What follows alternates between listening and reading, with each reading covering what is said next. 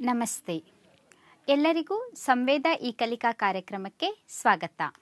ಮಕ್ಕಳೇ, ಇಂದು ನಾವು ಜೀವದ ಮೂಲ ಘಟಕ ಎಂಬ ಪಾಠದ ಕೊನೆಯ ಅವಧಿಯಲ್ಲಿದ್ದೇವೆ. ಬನ್ನಿ ಹಾಗಾದರೆ ಈ ಪಾಠದ ಕಲಿಕಾಂಶಗಳೇನು ಅಂತ ತಿಳಿದುಕೊಳ್ಳೋಣ. ಅದಕ್ಕಿಂತ ಮುನ್ನ ಎಲ್ಲರೂ ನಿಮ್ಮ ಪುಸ್ತಕ, ನೋಟ್ ಪುಸ್ತಕ ಹಾಗೂ ಪೆನ್ನನ್ನು ಜೊತೆಗಿಟ್ಕೊಂಡಿದ್ದೀರಲ್ಲ ಮಕ್ಕಳೇ? ಸರಿ, ಹಾಗಾದರೆ ಈ ಅವಧಿಯ ಕಲಿಕಾಂಶಗಳೇನು ನೋಡೋಣ ಬನ್ನಿ. ಮಕ್ಕಳೇ, ಈ ಅವಧಿಯಲ್ಲಿ ನಾವು ಕಲಿಯಲಿರುವ ಅಂಶಗಳೇನೆಂದರೆ ಕೋಶದ್ರವ್ಯ, ಕಣದಂಗಗಳು. ಕಣದಂಗಗಳ ಅಡಿಯಲ್ಲಿ ಎಂಡೋಪ್ಲಾಸ್ಮಿಕ್ ರೆಟಿಕ್ಯುಲಮ್, ಗಾಲ್ಗಿ ಸಂಕೀರ್ಣ, ಲೈಸೋಸೋಮ್ಗಳು, ಮೈಟೊಕಾಂಡ್ರಿಯಾ, ಪ್ಲಾಸ್ಟಿಡ್ಗಳು, ರಸದಾನಿಗಳು ಹಾಗೂ ಕೊನೆಯದಾಗಿ ನಾವು ಸಸ್ಯ ಜೀವಕೋಶ ಮತ್ತು ಪ್ರಾಣಿ ಜೀವಕೋಶಗಳ ಬಗ್ಗೆ ಕೂಡ ಕಲಿಯಲಿದ್ದೇವೆ. ಸರಿ ಮಕ್ಕಳೇ, ಹಾಗಾದ್ರೆ ಈ ಕಲಿಕಾಂಶಗಳ ಬಗ್ಗೆ ಹೆಚ್ಚು ತಿಳಿದುಕೊಳ್ಳೋಣ ಬನ್ನಿ. ಕೋಶದ್ರವ್ಯ. ಯಾವುದೇ ಜೀವಕೋಶದ ರಚನಾತ್ಮಕ ವ್ಯವಸ್ಥೆಯನ್ನು ನೋಡಿದಾಗ ಅದರಲ್ಲಿ 3 ಘಟಕಗಳು ಪ್ರಮುಖವಾಗಿರುತ್ತೆ. ಅದರಲ್ಲಿ ಒಂದು ಕೋಶದ್ರವ್ಯ. ಈ ಕೋಶದ್ರವ್ಯ ಅಂದ್ರೆ ಏನು? ಅದು ಎಲ್ಲಿರುತ್ತೆ? ಕೋಶದ್ರವ್ಯ ಅಂದ್ರೆ ಕೋಶ ಪೊರೆಯೊಳಗೆ ಇರುವ ದ್ರವರೂಪದ ವಸ್ತುವನ್ನ ಕೋಶದ್ರವ್ಯ ಅಂತ ಕರೀತಾರೆ. ಈ ಕೋಶದ್ರವ್ಯದೊಳಗೆ ಏನೇನಿರುತ್ತೆ? ಕೋಶದ್ರವ್ಯವು ವಿಶಿಷ್ಟ ರಚನೆಗಳನ್ನುಳ್ಳ ಕಣದಂಗಗಳನ್ನು ಹೊಂದಿರುತ್ತೆ. ಹಾಗಾದ್ರೆ ಈ ಕಣದಂಗಗಳು ಅಂದ್ರೆ ಏನು? ಅವುಗಳ ಕಾರ್ಯಗಳೇನು? ತಿಳ್ಕೊಳ್ಳೋಣ ಬನ್ನಿ. ಕಣದಂಗಗಳು. ಪ್ರತಿ ಕಣದಂಗಗಳು ಜೀವಕೋಶಕ್ಕಾಗಿ ನಿರ್ದಿಷ್ಟ ಕಾರ್ಯವನ್ನ ನಿರ್ವಹಿಸುತ್ತೆ. ಮಕ್ಕಳೇ, ನಾವು ಹಿಂದಿನ ಅವಧಿಯಲ್ಲಿ ಕಲ್ತಿದ್ವಿ ಏಕಕೋಶೀಯ ಮತ್ತು ಬಹುಕೋಶೀಯ ಜೀವಿಗಳ ಬಗ್ಗೆ, ಹೌದಲ್ವೇ? ಅದರಲ್ಲಿ ನಾವು ಅರ್ಥಕೊಂಡ್ವಿ ಅಮೀಬಾದಂತಹ ಏಕಕೋಶೀಯ ಜೀವಿಗಳಲ್ಲಿ ಒಂದೇ ಕೋಶ ಇದ್ರೂ ಎಲ್ಲಾ ಕಾರ್ಯವನ್ನ ಅದೊಂದೇ ಕೋಶ ನಿರ್ವಹಿಸಬಲ್ಲದು. ಆದರೆ ಬಹುಕೋಶೀಯ ಜೀವಿಗಳಲ್ಲಿ ಜೀವಕೋಶದ ಗುಂಪು ನಿರ್ದಿಷ್ಟ ಕಾರ್ಯವನ್ನ ನಿರ್ವಹಿಸುತ್ತೆ, ಹೌದಲ್ವೇ?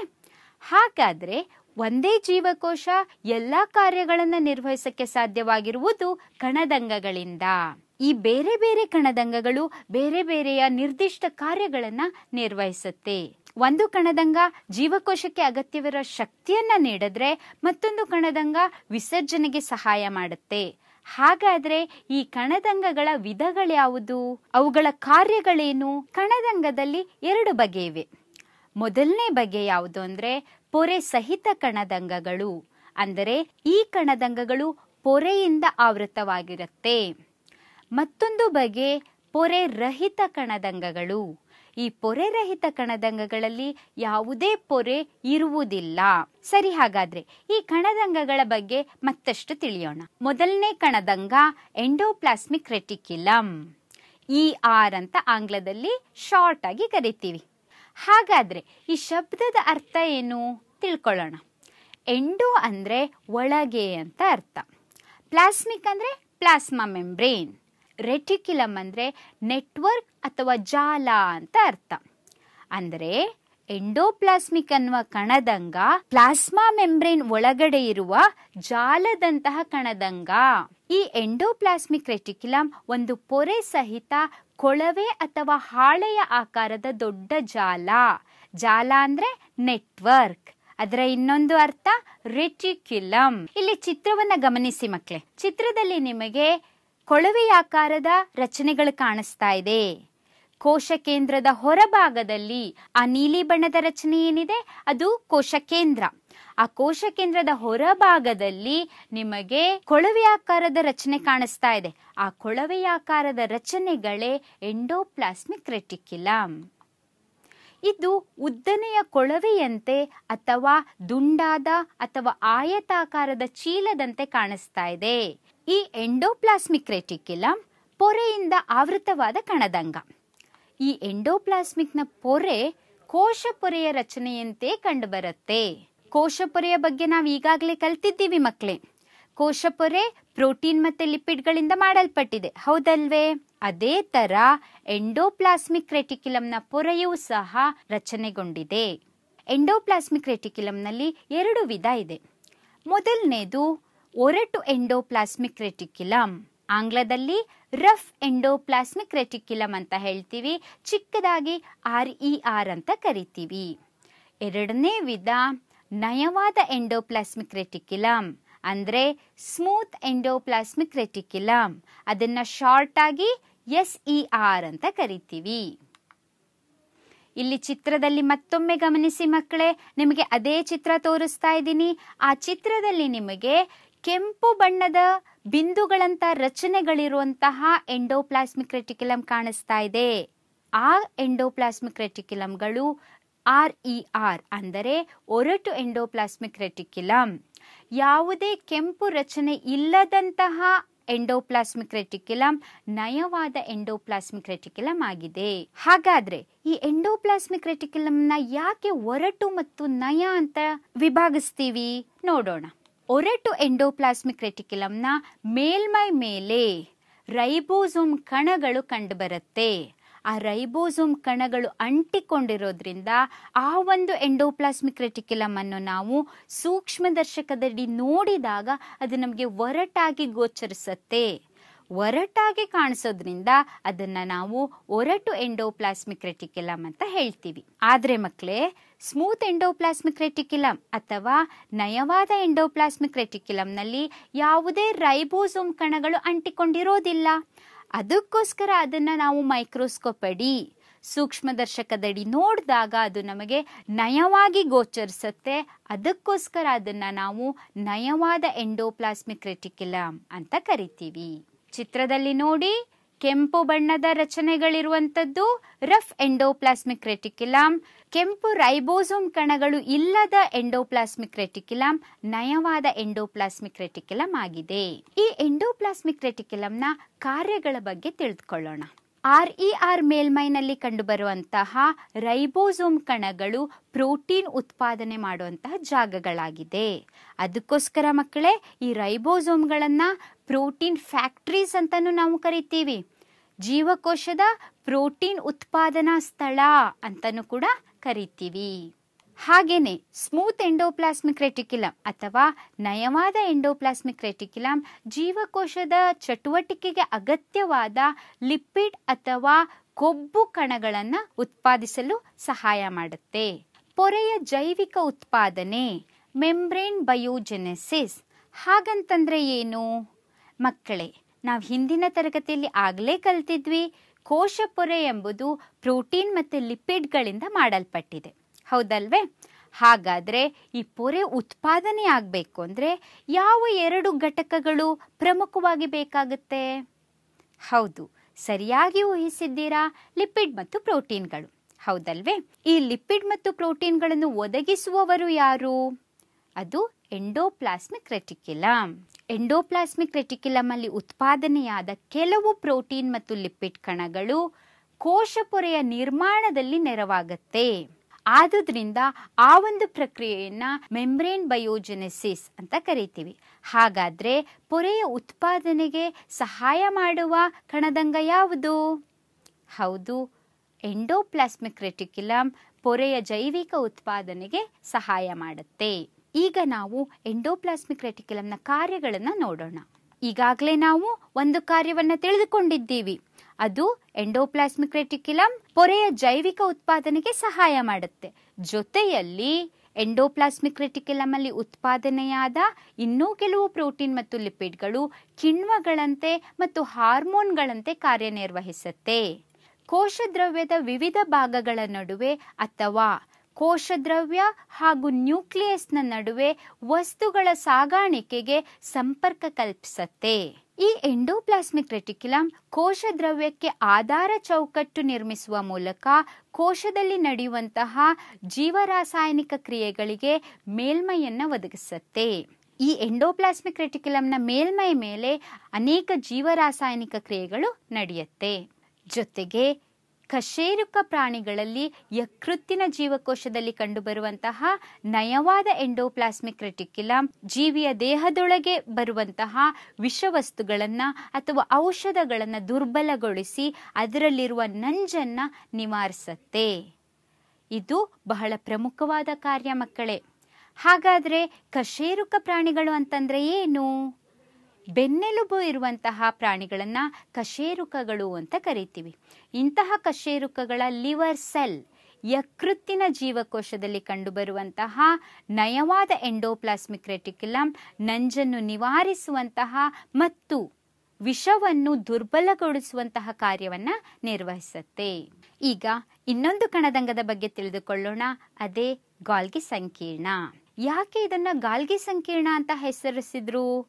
ಯಾಕಂದ್ರೆ ಗಾಲ್ಗಿ ಸಂಕೀರ್ಣದ ಬಗ್ಗೆ ಮೊದಲು ವಿವರಣೆ ನೀಡಿದ ವಿಜ್ಞಾನಿ ಕ್ಯಾಮಿಲೋ ಗಾಲ್ಗಿ. ಆದುದರಿಂದ ಅವರ ಹೆಸರನ್ನ ಈ ಕಣದಂಗಕ್ಕೆ ಇಟ್ರು. ಇದು ಒಂದು ಪೊರೆಯಿಂದ ಆವೃತವಾದ ಚೀಲದಂತಿದ್ದು ಸರಿಸುಮಾರು ಬಣವೆಯಂತೆ ಜೋಡಿಸಲ್ಪಟ್ಟಿದೆ. ಅಂದ್ರೆ ಒಂದ್ರ ಮೇಲ್ವೊಂದು ಬಣವೆಯಂತೆ ಜೋಡಿಸಲ್ಪಟ್ಟಿದೆ, ಪ್ಯಾರಲಲ್ ಆಗಿ ಬಣವೆಯಂತೆ ಜೋಡಿಸಲ್ಪಟ್ಟಿದೆ. ಅಂತಹ ರಚನೆಯನ್ನ ಸಿಸ್ಟರ್ನ್ಗಳು ಅಂತ ಕರಿತೀವಿ. ಈ ಚಿತ್ರವನ್ನು ಗಮನಿಸಿ, ಚಿತ್ರದಲ್ಲಿ ನಿಮಗೆ ಗಾಲ್ಗಿ ಸಂಕೀರ್ಣದ ರಚನೆ ಹೇಗಿದೆ, ಅದು ಹೇಗೆ ಜೋಡಿಸಿದೆ ಅಂತ ಕಾಣಿಸ್ತಾ ಇದೆ.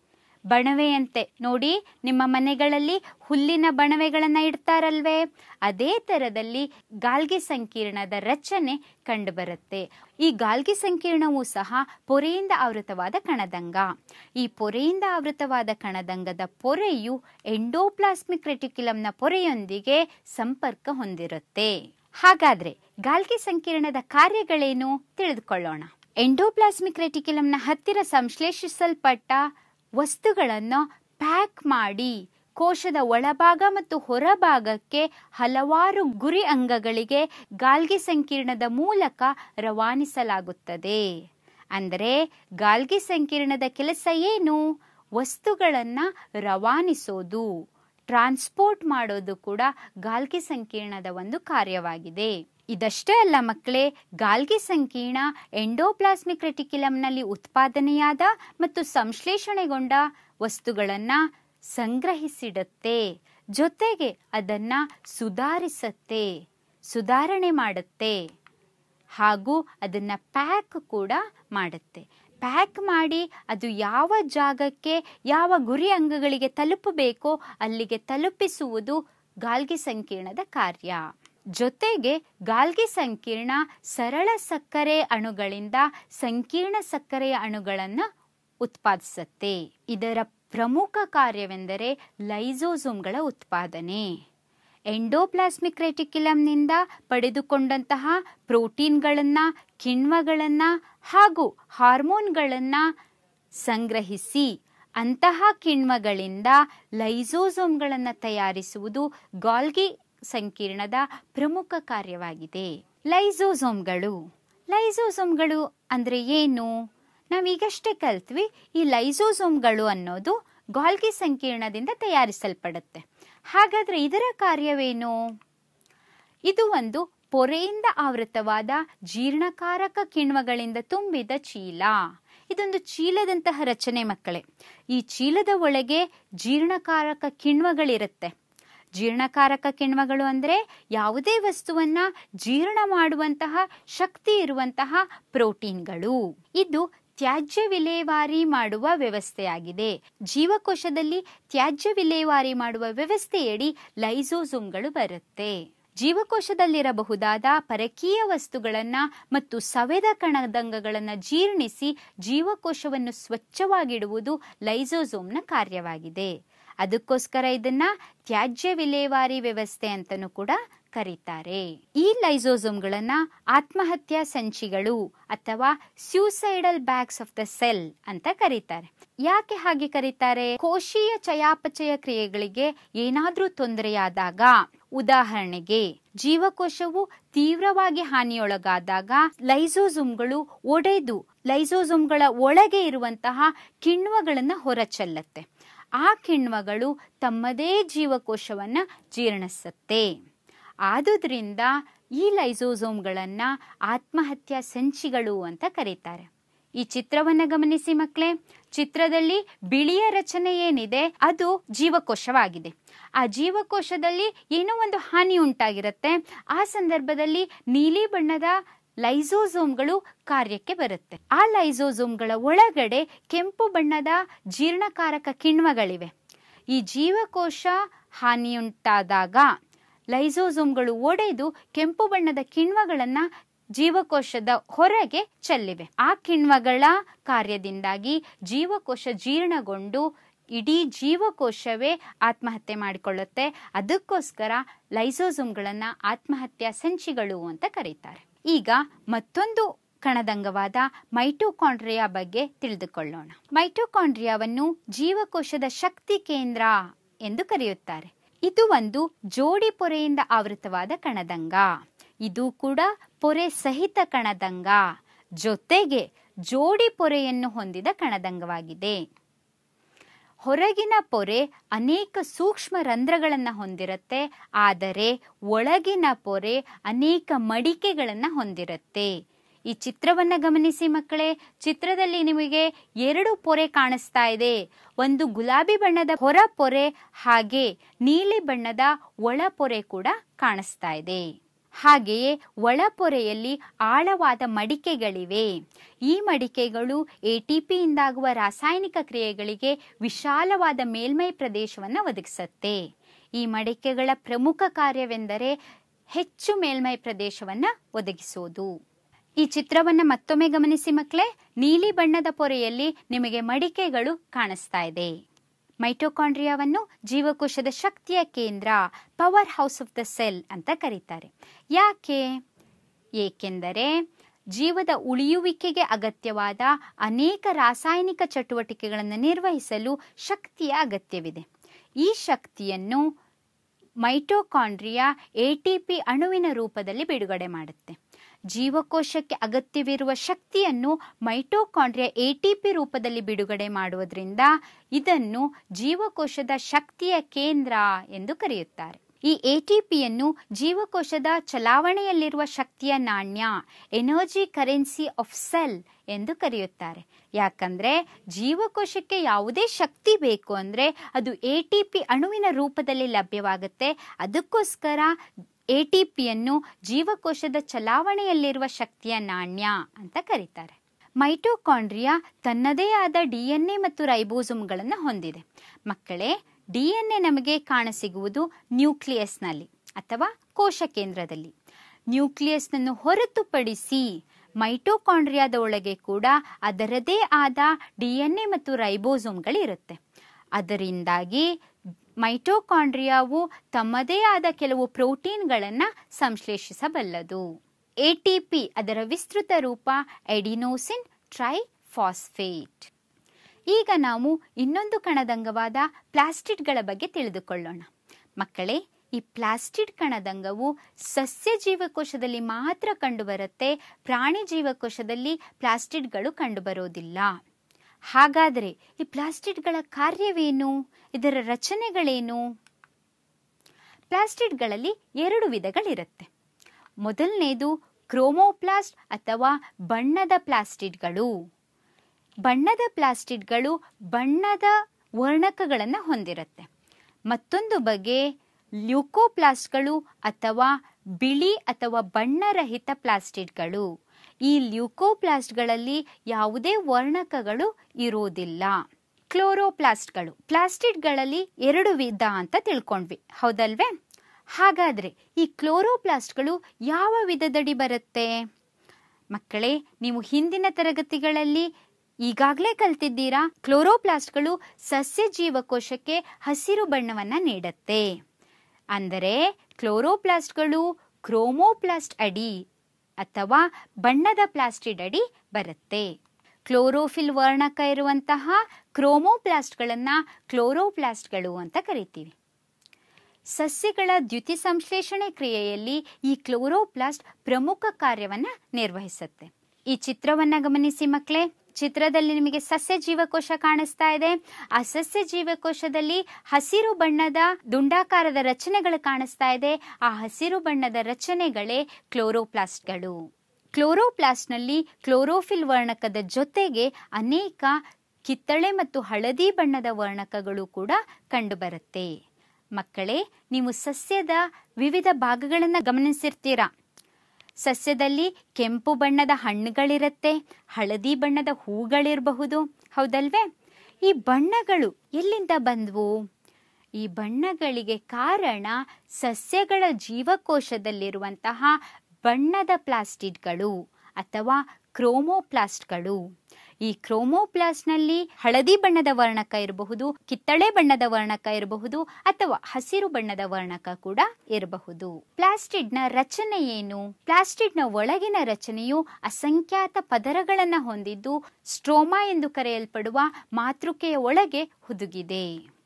ನೋಡಿ ಮಕ್ಕಳೇ, ಈ ಚಿತ್ರವನ್ನ ನೋಡಿ. ಆ ಚಿತ್ರದಲ್ಲಿ ಪ್ಲಾಸ್ಟಿಡ್ನ ಒಳಭಾಗದಲ್ಲಿ ನಿಮಗೆ ಅಸಂಖ್ಯಾತ ಪದರದ ರಚನೆಗಳು ಕಾಣಿಸ್ತಾ ಇದೆ, ಹೌದಲ್ವೇ? ಆ ಪದರಗಳು ಇರುವಂತಹ ಜಾಗವನ್ನ ಲೇಬಲ್ ಮಾಡಿ ತೋರಿಸಿದೀನಿ. ಆ ಮಾತೃಕೆಯನ್ನ ಸ್ಟ್ರೋಮಾ ಅಂತ ಕರಿತೀವಿ. ಪ್ಲಾಸ್ಟಿಡ್ಗಳು ಹೊರ ರಚನೆಯಲ್ಲಿ ಮೈಟೋಕಾಂಡ್ರಿಯಾವನ್ನ ಹೋಲುತ್ತೆ. ಅಂದರೆ ಮೈಟೋಕಾಂಡ್ರಿಯಾದಂತೆ ಪ್ಲಾಸ್ಟಿಡ್ಗಳು ಕೂಡ 2 ಪದರದ ಪೊರೆಯನ್ನು ಹೊಂದಿರುತ್ತೆ. ಜೊತೆಯಲ್ಲಿ ಮೈಟೋಕಾಂಡ್ರಿಯಾದಂತೆ ಪ್ಲಾಸ್ಟಿಡ್ಗಳು ಕೂಡ ತನ್ನದೇ ಆದ DNA ಮತ್ತು ರೈಬೋಸೋಮ್ಗಳನ್ನು ಹೊಂದಿದೆ. ಈಗ ಲ್ಯೂಕೋಪ್ಲಾಸ್ಟ್ 2ನೇ ವಿಧದ ಪ್ಲಾಸ್ಟಿಡ್ಗಳ ಬಗ್ಗೆ ತಿಳಿದುಕೊಳ್ಳೋಣ. ಇವು ಬಿಳಿ ಅಥವಾ ಬಣ್ಣರಹಿತ ಪ್ಲಾಸ್ಟಿಡ್ಗಳು. ಇವುಗಳಲ್ಲಿ ಜೀವಕೋಶಕ್ಕೆ ಅಗತ್ಯ ವಸ್ತುಗಳಾದ ಪಿಷ್ಟ, ತೈಲಹನಿ ಮತ್ತು ಪ್ರೋಟೀನ್ ಕಣಗಳು ಸಂಗ್ರಹವಾಗಿರುತ್ತೆ. ಈಗ ಮಕ್ಕಳೇ, ಕೊನೆಯದಾಗಿ ಒಂದು ಕಣದಂಗದ ಬಗ್ಗೆ ತಿಳಿದುಕೊಳ್ಳೋಣ. ಅದೇ ರಸದಾನಿಗಳು ಅಥವಾ ವ್ಯಾಕ್ಯೂಲ್ಸ್. ಇವು ಘನ ಅಥವಾ ದ್ರವ ವಸ್ತುಗಳ ಸಂಗ್ರಹಣಾ ಚೀಲವಾಗಿದೆ. ಇದನ್ನ ಜೀವಕೋಶದ ಸಂಗ್ರಹಣಾ ಚೀಲ ಅಥವಾ ಸ್ಟೋರೇಜ್ ಸ್ಯಾಕ್ಸ್ ಎಂದು ಕೂಡ ಕರೀತಾರೆ. ಪ್ರಾಣಿ ಜೀವಕೋಶದಲ್ಲಿ ಕಂಡುಬರುವ ರಸದಾನಿಗಳು ಗಾತ್ರದಲ್ಲಿ ಚಿಕ್ಕದಾಗಿರುತ್ತೆ. ಆದರೆ ಸಸ್ಯ ಜೀವಕೋಶದಲ್ಲಿ ಕಂಡುಬರುವಂತಹ ರಸದಾನಿಗಳು ದೊಡ್ಡ ಗಾತ್ರದಾಗಿರುತ್ತೆ.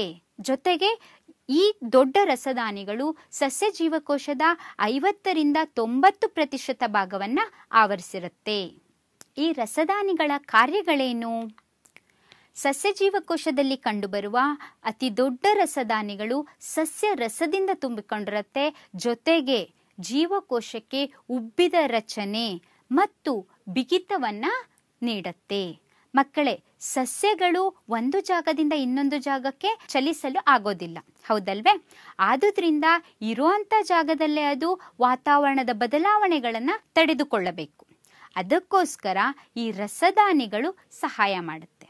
ರಸದಾನಿಗಳ ಒಳಗೆ ಸಸ್ಯರಸಗಳು ತುಂಬಿಕೊಂಡಿರೋದ್ರಿಂದ ಅದು ಜೀವಕೋಶಕ್ಕೆ ಉಬ್ಬಿದ ರಚನೆ, ಟರ್ಜಿಡ್ ರಚನೆಯನ್ನ ಕೊಡುತ್ತೆ. ಜೊತೆಗೆ ಜೀವಕೋಶವನ್ನ ಬಿಗಿ ಮಾಡುತ್ತೆ, ರಿಜಿಡ್ ಮಾಡುತ್ತೆ. ಅದರಿಂದ ಜೀವಕೋಶಗಳು ಹೊರಗಿನ ಬದಲಾವಣೆಯನ್ನು ಸ್ವಲ್ಪ ಪ್ರಮಾಣದಲ್ಲಿ ತಡೆದುಕೊಳ್ಳಬಹುದು. ಸಸ್ಯ ಜೀವಕೋಶ ಜೀವಂತವಾಗಿರಲು ಅಗತ್ಯವಾದ ಹಲವಾರು ವಸ್ತುಗಳನ್ನ ಈ ರಸದಾನಿಗಳು ಸಂಗ್ರಹಿಸುತ್ತೆ. ಹಾಗಾದ್ರೆ ಅಗತ್ಯವಾದ ವಸ್ತುಗಳು ಯಾವುವು? ಅವು ಯಾವುವೆಂದರೆ ಅಮೈನೋ ಆಮ್ಲಗಳು, ಸಕ್ಕರೆ, ವಿವಿಧ ಸಾವಯವ ಆಮ್ಲಗಳು ಮತ್ತು ಪ್ರೋಟೀನ್ಗಳು. ಈ ಎಲ್ಲ ವಸ್ತುಗಳು ರಸದಾನಿಯಲ್ಲಿ ಸಂಗ್ರಹವಾಗಿರುತ್ತೆ. ಈ 2 ಕಾರಣಗಳಿಂದಾಗಿ ಸಸ್ಯ ಜೀವಕೋಶಗಳಲ್ಲಿ ದೊಡ್ಡ ರಸದಾನಿಗಳು ಕಂಡುಬರುತ್ತೆ. ಅಮೀಬಾದಂತಹ ಏಕಕೋಶ ಜೀವಿಗಳಲ್ಲಿ ಆಹಾರ ರಸದಾನಿ ಕಂಡುಬರುತ್ತೆ. ಫುಡ್ ವ್ಯಾಕ್ಯೂಲ್ ಆಹಾರ ರಸದಾನಿ ಕಂಡುಬರುತ್ತೆ. ಈ ಆಹಾರ ರಸದಾನಿಯು ಅಮೀಬಾವು ಸೇವಿಸುವಂತಹ ಆಹಾರವನ್ನ ಸಂಗ್ರಹಿಸುತ್ತೆ. ಮಕ್ಕಳೇ, ಇಲ್ಲಿ ಅಮೀಬಾದ ಚಿತ್ರ ಕಾಣಿಸ್ತಾ ಇದೆ ನೋಡಿ. ಆ ಚಿತ್ರದಲ್ಲಿ ನಿಮಗೆ ಹಸಿರು ಬಣ್ಣದ ವೃತ್ತಾಕಾರದ ರಚನೆ ಕಾಣಿಸ್ತಾ ಇದೆ. ಆ ವೃತ್ತಾಕಾರದ ರಚನೆಗಳೇ ಫುಡ್ ವ್ಯಾಕ್ಯೂಲ್ಸ್. ಇನ್ನೂ ಕೆಲವು ಏಕಕೋಶ ಜೀವಿಗಳಲ್ಲಿ ವಿಶೇಷ ರಸದಾನಿಗಳಿರುತ್ತೆ. ಈ ವಿಶೇಷ ರಸದಾನಿಗಳು ಜೀವಕೋಶದಲ್ಲಿ ಇರುವಂತಹ ಅಧಿಕ ನೀರನ್ನು ಹಾಗೂ ಕೆಲವು ತ್ಯಾಜ್ಯಗಳನ್ನು ವಿಸರ್ಜಿಸುವಂತಹ ಕಾರ್ಯವನ್ನು ಕೂಡ ನಿರ್ವಹಿಸುತ್ತೆ. ಮಕ್ಕಳೇ, ಇಲ್ಲಿವರೆಗೂ ನಾವು ಅನೇಕ ಕಣದಂಗಗಳ ಬಗ್ಗೆ, ಅದರ ರಚನೆ ಮತ್ತು ಕಾರ್ಯಗಳ ಬಗ್ಗೆ ತಿಳಿದುಕೊಂಡ್ವಿ. ಹಾಗಾದ್ರೆ ಈಗ ನಾವು ಸಸ್ಯ ಮತ್ತು ಪ್ರಾಣಿ ಜೀವಕೋಶಗಳ ನಡುವಿನ ವ್ಯತ್ಯಾಸವನ್ನ ತಿಳಿದುಕೊಳ್ಳೋಣ. ಸಸ್ಯ ಜೀವಕೋಶ. ಸಸ್ಯ ಜೀವಕೋಶದಲ್ಲಿ ಕೋಶ ಭಿತ್ತಿ ಕಂಡುಬರುತ್ತೆ. ಆದರೆ ಪ್ರಾಣಿ ಜೀವಕೋಶದಲ್ಲಿ ಕೋಶ ಭಿತ್ತಿ ಅಥವಾ ಸೆಲ್ ವಾಲ್ ಇರೋದಿಲ್ಲ. ಜೊತೆಗೆ ಸಸ್ಯ ಜೀವಕೋಶದಲ್ಲಿ ಪ್ಲಾಸ್ಟಿಡ್ಗಳಿರುತ್ತೆ. ಯಾಕೆಂದರೆ ಸಸ್ಯಗಳು ದ್ಯುತಿ ಸಂಶ್ಲೇಷಣೆ ಕ್ರಿಯೆಯನ್ನ ಮಾಡುತ್ತೆ, ಅವುಗಳ ಆಹಾರವನ್ನ ಅವೇ ಉತ್ಪಾದಿಸುತ್ತೆ. ಆದರೆ ಪ್ರಾಣಿಗಳಲ್ಲಿ ಪ್ಲಾಸ್ಟಿಡ್ಗಳು ಲಭ್ಯವಿರೋದಿಲ್ಲ. ಜೊತೆಗೆ ಸಸ್ಯಗಳಲ್ಲಿ ಅತಿ ದೊಡ್ಡ ರಸದಾನಿ ಕಂಡುಬರುತ್ತೆ. ಈ ಕಾರಣದಿಂದಾಗಿ ಸಸ್ಯದಲ್ಲಿರುವಂತಹ ಕೋಶ ಕೇಂದ್ರ ಕೋಶ ಭಿತ್ತಿಯ ಹತ್ತಿರ ದೂಡಲ್ಪಟ್ಟಿರುತ್ತೆ. ಕೋಶದ ಮಧ್ಯಭಾಗದಿಂದ ಕೋಶ ಭಿತ್ತಿಯ ಕಡೆ ದೂಡಲ್ಪಟ್ಟಿರುತ್ತೆ. ಆದರೆ ಪ್ರಾಣಿ ಜೀವಕೋಶದಲ್ಲಿ ರಸದಾನಿಗಳು ಚಿಕ್ಕದಾಗಿದ್ದು ಅಧಿಕ ಸಂಖ್ಯೆಯಲ್ಲಿ ಕಂಡುಬರುತ್ತೆ. ಈ ಸಸ್ಯ ಮತ್ತು ಪ್ರಾಣಿ ಜೀವಕೋಶಗಳ ಚಿತ್ರವನ್ನು ತೋರಿಸ್ತೀನಿ, ಸರಿಯಾಗಿ ಗಮನಿಸಿ ಮತ್ತು ಚಿತ್ರವನ್ನು ನೀವು ಬರೆದು ಅಭ್ಯಸಿಸಬೇಕಾಗುತ್ತೆ. ನೋಡಿ ಮಕ್ಕಳೇ, ಇದು ಸಸ್ಯ ಜೀವಕೋಶ. ಈ ಸಸ್ಯ ಜೀವಕೋಶದಲ್ಲಿ ನಿಮಗೆ ದೊಡ್ಡ ಗಾತ್ರದ ರಸದಾನಿಗಳು ಕಂಡು ಬರ್ತಾ ಇದೆ. ದೊಡ್ಡ ಗಾತ್ರದ ರಸದಾನಿ ಇರೋದ್ರಿಂದ ಜೀವಕೋಶದ ಕೋಶ ಕೇಂದ್ರ ಕೋಶ ಭಿತ್ತಿಯೆಡೆಗೆ ದೂಡಲ್ಪಟ್ಟಿದೆ. ಹಾಗೇನೆ ಇದು ಪ್ರಾಣಿ ಜೀವಕೋಶ. ಪ್ರಾಣಿ ಜೀವಕೋಶದಲ್ಲಿ ಕೋಶ ಕೇಂದ್ರದ ಜಾಗ ಎಲ್ಲಿದೆ ಅಂತ ನೋಡಿ ಮಕ್ಕಳೇ. ಕೋಶ ಕೇಂದ್ರ ಜೀವಕೋಶದ ಮಧ್ಯಭಾಗದಲ್ಲಿ ಕಂಡುಬರುತ್ತೆ. ಈ ಎರಡೂ ಚಿತ್ರಗಳನ್ನು ಅಭ್ಯಸಿಸಬೇಕು. ಈ ಚಿತ್ರಗಳನ್ನು ನೀವು ಬರೆದು ಕಲ್ತ್ಕೋಬೇಕು. ಸರಿ, ಹಾಗಾದ್ರೆ ಈವರೆಗೂ ನಾವು ಕಲಿತಂತಹ ಪರಿಕಲ್ಪನೆಯಡಿ ಒಂದಷ್ಟು ರಸಪ್ರಶ್ನೆಗಳಿಗೆ ಉತ್ತರಿಸೋಣ. ಮೊದಲನೇ ಪ್ರಶ್ನೆ, ಕೆಳಗಿನವುಗಳಲ್ಲಿ ಯಾವ ರಚನೆಯು ಪ್ರಾಣಿ ಜೀವಕೋಶದಲ್ಲಿ ಕಂಡುಬರುವುದಿಲ್ಲ? ನಿಮ್ಮ ಆಯ್ಕೆ ಹೀಗಿದೆ. ಮೊದಲನೇ ಆಯ್ಕೆ ರಸದಾನಿ, ಎರಡನೇ ಆಯ್ಕೆ ಕೋಶಪೊರೆ, ಮೂರನೇ ಆಯ್ಕೆ ಮೈಟೊಕಾಂಡ್ರಿಯಾ ಹಾಗೂ ಕೊನೆಯ ಆಯ್ಕೆ ಪ್ಲಾಸ್ಟಿಡ್. ಸರಿಯಾಗಿ ಊಹಿಸಿದ್ದೀರಾ? ಸರಿಯಾದ ಉತ್ತರ ನಾಲ್ಕನೇ ಆಯ್ಕೆ ಪ್ಲಾಸ್ಟಿಡ್ಗಳು. ಎರಡನೇ ಪ್ರಶ್ನೆ, ಲೈಸೋಸೋಮ್ಗಳನ್ನು ಜೀವಕೋಶದ ಡ್ಯಾಶ್ ಎಂದು ಕರೆಯುತ್ತಾರೆ. ಏನಂತ ಕರೀತಾರೆ ಮಕ್ಕಳೇ ಲೈಸೋಸೋಮ್ಗಳನ್ನು?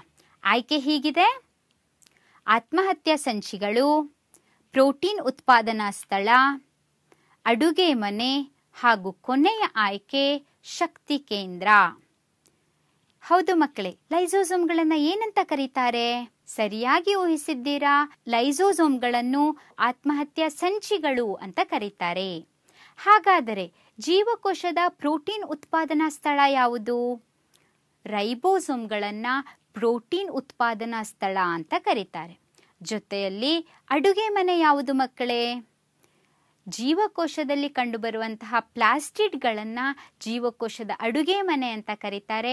ಯಾಕೆಂದರೆ ಪ್ಲಾಸ್ಟಿಡ್ಗಳು ದ್ಯುತಿ ಸಂಶ್ಲೇಷಣೆ ಕ್ರಿಯೆಯಲ್ಲಿ ಪ್ರಮುಖ ಪಾತ್ರವನ್ನು ನಿರ್ವಹಿಸುತ್ತೆ. ಜೀವಕೋಶದ ಶಕ್ತಿ ಕೇಂದ್ರ ಯಾವುದು? ಮೈಟೊಕಾಂಡ್ರಿಯಾವನ್ನು ಜೀವಕೋಶದ ಶಕ್ತಿ ಕೇಂದ್ರ ಅಂತ ಕರೀತಾರೆ. ಕೆಳಗಿನವುಗಳಲ್ಲಿ ಪೊರೆ ರಹಿತ ಕಣದಂಗವನ್ನು ನೀವು ಕಂಡುಹಿಡಿಬೇಕು. ನಿಮ್ಮ ಆಯ್ಕೆ ಲೈಸೋಸೋಮ್, ರೈಬೋಸೋಮ್, ಮೈಟೊಕಾಂಡ್ರಿಯಾ ಹಾಗೂ ಎಂಡೋಪ್ಲಾಸ್ಮಿಕ್ ರೆಟಿಕ್ಯುಲಮ್. ನಾವು ಕಲಿತಂತಹ ಕಣದಂಗಗಳಲ್ಲಿ ಲೈಸೋಸೋಮ್, ಮೈಟೊಕಾಂಡ್ರಿಯಾ ಮತ್ತು ಎಂಡೋಪ್ಲಾಸ್ಮಿಕ್ ರೆಟಿಕ್ಯುಲಮ್ಗಳು ಪೊರೆಯಿಂದ ಆವೃತವಾದ ಕಣದಂಗವಾಗಿದೆ. ಹಾಗಾದರೆ ಪೊರೆ ರಹಿತ ಕಣದಂಗ ಯಾವುದು? ಸರಿಯಾಗಿ ಊಹಿಸಿದ್ದೀರಾ? ರೈಬೋಸೋಮ್ಗಳು ಪೊರೆ ರಹಿತ ಕಣದಂಗವಾಗಿದೆ. ಕೋಶ ಕೇಂದ್ರವನ್ನು ಹೊರತುಪಡಿಸಿ ಡಿಎನ್ಎಗಳನ್ನು ಹೊಂದಿದ ಕಣದಂಗ. ನಿಮ್ಮ ಆಯ್ಕೆ ಹೀಗಿದೆ: ಎಂಡೋಪ್ಲಾಸ್ಮಿಕ್ ರೆಟಿಕ್ಯುಲಮ್, ಗಾಲ್ಗಿ ಸಂಕೀರ್ಣ, ಮೈಟೊಕಾಂಡ್ರಿಯಾ, ಕೊನೆಯ ಆಯ್ಕೆ ಲೈಸೋಸೋಮ್. ಮಕ್ಕಳೇ, ಈಗಾಗಲೇ ನಾವು ಕಲ್ತಿದ್ದೀವಿ ಮೈಟೊಕಾಂಡ್ರಿಯಾದಲ್ಲಿ ಡಿಎನ್ಎಗಳು ಕಂಡುಬರುತ್ತೆ. ಸರಿಯಾದ ಉತ್ತರ ಮೂರನೇ ಆಯ್ಕೆ ಮೈಟೊಕಾಂಡ್ರಿಯಾ. ಹಾಗಾದರೆ ಮಕ್ಕಳೇ, ಮೈಟೊಕಾಂಡ್ರಿಯಾ ಹೊರತುಪಡಿಸಿ ಇನ್ಯಾವ ಕಣದಂಗದಲ್ಲಿ ಡಿಎನ್ಎಗಳು ಕಂಡುಬರುತ್ತೆ? ಸರಿಯಾಗಿ ಊಹಿಸಿದ್ದೀರಾ? ಪ್ಲಾಸ್ಟಿಡ್ಗಳಲ್ಲೂ ಕೂಡ ಡಿಎನ್ಎಗಳು ಕಂಡುಬರುತ್ತೆ. ಈಗ ನಾನು ಒಂದಷ್ಟು ಪ್ರಶ್ನೆಗಳನ್ನು ಕೊಡ್ತೀನಿ, ಅದನ್ನು ಬರೆದಿಟ್ಕೊಳ್ಳಿ. ಅದಕ್ಕೆ ಸರಿಯಾದ ಉತ್ತರಗಳನ್ನು ಹುಡುಕಿ ಬರೆದು ನಿಮ್ಮ ಶಿಕ್ಷಕರಲ್ಲಿ ಅದನ್ನು ತಿದ್ದಿಸ್ಕೊಳ್ಳಿ. ಪ್ರಶ್ನೆಗಳನ್ನು ಬರೆದುಕೊಳ್ಳಿ ಮಕ್ಕಳೇ. ಮೊದಲನೇ ಪ್ರಶ್ನೆ, ಗಾಲ್ಗಿ ಸಂಕೀರ್ಣದ ಕಾರ್ಯಗಳನ್ನು ಪಟ್ಟಿ ಮಾಡಿ. ಎರಡನೇ ಪ್ರಶ್ನೆ, ಪೊರೆಯ ಜೈವಿಕ ಉತ್ಪಾದನೆ ಎಂದರೇನು? ಯಾವ ಕಣದಂಗವು ಈ ಕಾರ್ಯವನ್ನು ನಿರ್ವಹಿಸುತ್ತದೆ? ಮೂರನೇ ಪ್ರಶ್ನೆ, ಸಸ್ಯ ಜೀವಕೋಶಗಳಲ್ಲಿ ರಸದಾನಿಗಳು ದೊಡ್ಡದಾಗಿರುತ್ತದೆ, ಕಾರಣ ಕೊಡಿ. ನಾಲ್ಕನೇ ಪ್ರಶ್ನೆ, ಸಸ್ಯ ಮತ್ತು ಪ್ರಾಣಿ ಜೀವಕೋಶಗಳ ನಡುವಿನ ವ್ಯತ್ಯಾಸಗಳನ್ನು ಪಟ್ಟಿ ಮಾಡಿ. ಐದನೇ ಹಾಗೂ ಕೊನೆಯ ಪ್ರಶ್ನೆ, ಯಾವ ಕಣದಂಗವು ಕೋಶದ ಶಕ್ತಿ ಕೇಂದ್ರ ಎಂದು ಹೆಸರಾಗಿದೆ ಮತ್ತು ಏಕೆ? ಈ ಪ್ರಶ್ನೆಗಳಿಗೆ ಸರಿಯಾದ ಉತ್ತರಗಳನ್ನು ಬರೆಯಲು ಪ್ರಯತ್ನಿಸಿ ಹಾಗೂ ನಿಮ್ಮ ಶಿಕ್ಷಕರಲ್ಲಿ ಅದನ್ನು ತಿದ್ದಿಸಿಕೊಳ್ಳಿ. ಮಕ್ಕಳೇ, ಇಲ್ಲಿವರೆಗೂ ನಾವು ಜೀವದ ಮೂಲ ಘಟಕ ಎಂಬ ಪಾಠದ ಅನೇಕ ಪರಿಕಲ್ಪನೆಗಳನ್ನು ತಿಳಿದುಕೊಂಡಿದ್ದೇವೆ. ಅವೆಲ್ಲ ನಿಮಗೆ ಸುಲಭವಾಗಿ ಅರ್ಥವಾಗಿದೆ ಅಂತ ಭಾವಿಸ್ತೀನಿ. ಧನ್ಯವಾದಗಳು.